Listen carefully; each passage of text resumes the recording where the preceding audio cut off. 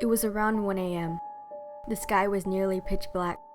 The moon was a faint, faraway spotlight compared to the flickering yellow streetlights that lit up my way.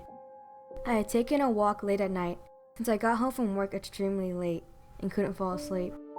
Although it seemed like I was the only one out, I still remembered to be extremely aware of my surroundings. I lived in a shady apartment complex, so it wasn't unusual for me to keep my guard up, especially alone at night. The street was completely empty, except for a van parked on the side of the road. I kept my head straight and tried to avoid eye contact with the car. In the dark, I could see a silhouette of 3 men getting out the car together.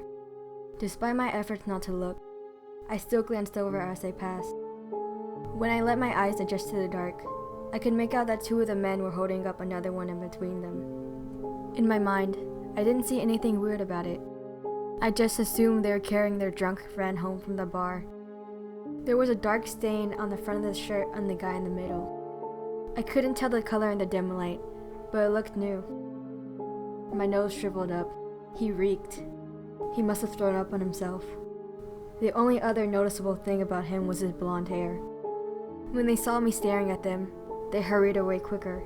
It seemed like they didn't want me to interact with them, which I didn't plan on doing. I accidentally made eye contact with one of them. His eyes glared at me. Then he continued to carry his friend away. I looked away because he gave me the creeps. There was something not right about him. When I looked back, the men were gone. This time I decided this was getting too weird and started to walk back to my apartment. Whenever I made it back to my apartment complex, I heard some strange noises from the side of the building. I ignored my gut feeling and hurried back to my room. I decided to just report it in the morning. All night I kept thinking about the weird encounter with the men. Something just didn't feel right. Eventually I was finally able to sleep. In the morning, I entered the elevator to go to work. I almost forgot about the whole scene the night before, but then I saw a poster hanging up on the side of the elevator that made me freeze. A dead body had been found near the building.